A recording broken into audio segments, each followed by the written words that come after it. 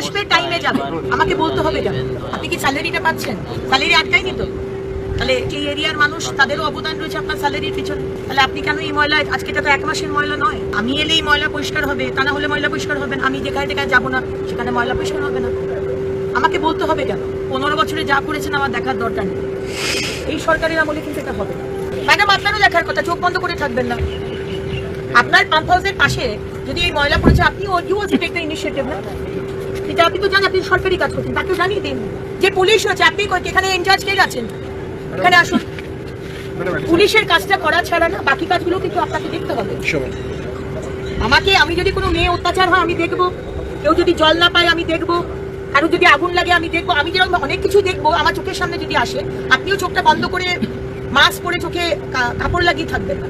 যদি দেখেন যে রাস্তার মাঝে এরকম ময়লা পড়ে রয়েছে, আই নো আমরা সব ইউজ টু হয়ে গেছি, 15 বছর ধরে আমরা ইউজ টু, কিন্তু এখন আর ইউজ টু হওয়া যাবে না। আমি কিন্তু রাস্তায় দাঁড়িয়ে I will make an issue যে কেন ময়লাটা তোলা হয়। এবার কালকের মধ্যে এটাকে পরিষ্কার করা। আমি কেএমসির কমিশনার ম্যাডামকে জানাচ্ছি, কি সমস্যা আছে আমি জানি না, আপনি বললেন, আমি কথা বলছি, সমস্যার সমাধান করব, কিন্তু কাজটা হয়েছে, ঠিক আছে না? আর আপনার এরিয়াতে আমি আবার 2 দিনের মধ্যে আসবো, কোথাও যেন ময়লা না পড়ে থাকে, ঠিক আছে? কোথাও মানে কোথাও। হ্যাঁ,